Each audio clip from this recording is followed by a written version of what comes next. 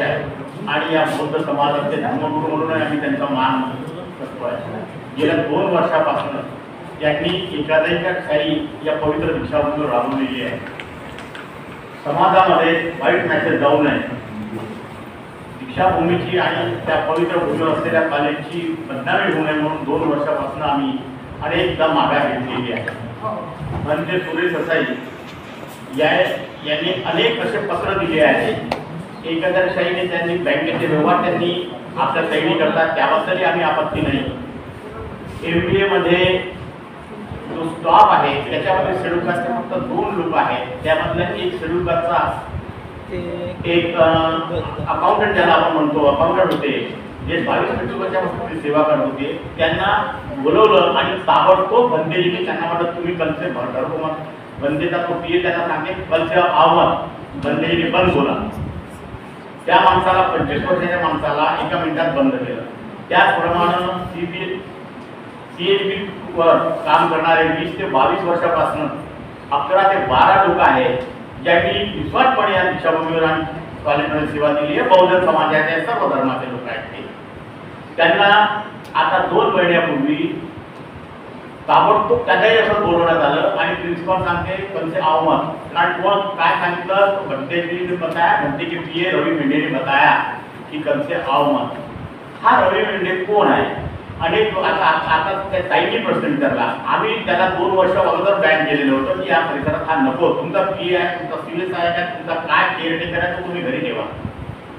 काल परवाही त्यांना त्यांनी 2023चं एक नियुक्ती पत्र दिलं जे कधीच ठरलं नाही। त्या नियुक्ती पत्रात ते म्हणतात ते खाजगी सचिव आहे, त्याच्यात आउटवर्ड इनवर्ड नाही, ते बोगस पत्र आहे आणि त्याच्यात ते म्हणतात माझं CS आहे, व्यवस्थापक आहे, माझा PA आहे, माझा खाजगी सचिव आहे। एकाच त्या 3 पत्रामध्ये ते पत्र सुद्धा आम्ही रद्द केलेलं आहे की बंदे तुम्हाला असा अधिकार नाही। आम्ही बंदेजींचा आदरणीय आहे ते आजपर्यंत मान ठेवला, परंतु बंदे सुरेश असाईमुळे हे बोलण्यात मी अत्यंत जबाबदारी आणि गांभीर्यपूर्ण सांगतो। पवित्र दीक्षाभूमीचा विकास आणि आंबेडकर कॉलेजचं जे नाव होतं ते आज जे लयास मिळण्याचा सुरुवात झालेली आहे त्याला सर्वस्वी भंते आर्य नागार्जुन सुरेश असाई जबाबदार आहेत। हे अत्यंत जबाबदारीने आणि जबाबदारपणे मी बोलतो।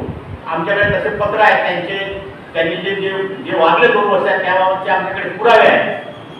भंते सुरेश असाईंनी आपली वागणूक जर यापुढे व्यवस्थित केलेली आहे आणि दीक्षाभूमीच्या आणि कॉलेजच्या विकासाकरता भंते सुरेश असाईंनी समाजाला आणि आम्हाला साथ जर दिली नाही तर न्यायालयात असतो भंते सुरेश असाईंबद्दल आम्ही निश्चित विचार करणार, हे आम्ही ठरवून टाकलेलं आहे। एका 2 महिन्यामध्ये एका महिन्यात जर बंदेने आपला व्यवहार बदलवला नाही, लोकांच्या पोटापाण्याच्या प्रश्नावर त्यांच्या पोटापाण्याच्या प्रश्नावर ते काढतात, स्पॉन्सर ठेवतात। पवित्र दीक्षाभूमी स्पॉन्सर मागच्या वेळेस धम्मचक्राच्या दिवशी त्यांनी 20 स्पॉन्सर आणले होते, त्या स्पॉन्सरला बोलवलं, त्यांना सांगितलं की तुम्ही इथे आले तर ठीक आहे, तुमची रोजी मी बुडवणार नाही, ज्यांनी आणले असेल तुम्ही एका जागी बसा।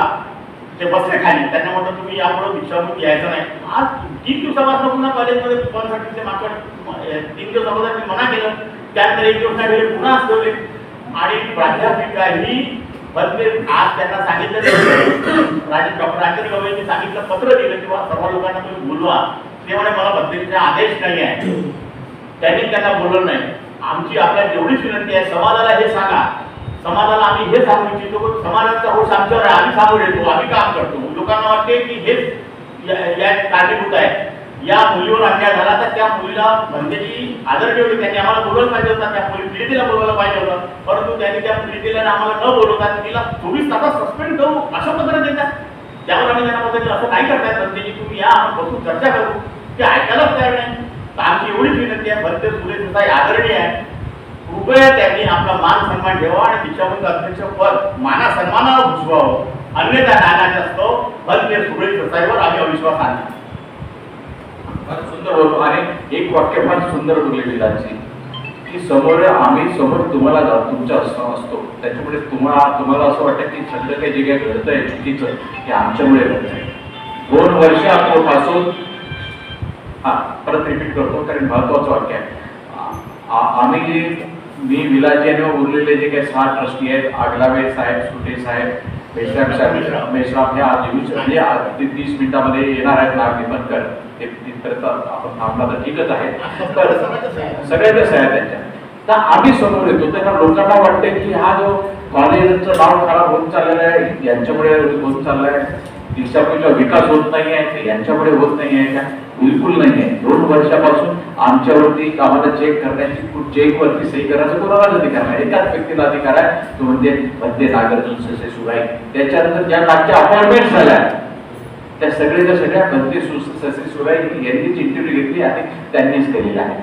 त्याचप्रमाणे विकासासाठी जो फंड आलेला आहे त्याच्यासाठी आम्ही वारंवार मंत्र्याला सांगून त्या विकास करण्यासाठी तुम्ही लवकरात लवकर मीटिंग लावा. ही मीटिंग लावत नाही. आम्ही 2 वर्षापासून मीटिंग लावत नाही. तुम्ही अपॉइंटमेंट विषयी बोलले. 2 वर्षापूर्वी इंग्लिश लिटरेचर मध्ये गोल्ड मेडलिस्ट त्यांना ऍडमिशन हवी होती इकडे ह्याच्यासाठी, तर 70 लाखची डिमांड करण्यात आली. तुम्ही त्यांना असं जर असेल तुम्ही त्यांना विचारा, पेंडेंना विचारा. बाबासाहेब आंबेडकर कॉलेजमध्ये सुद्धा 70 लाख रुपये घेऊन अपॉइंटमेंट दिल्या जातात का?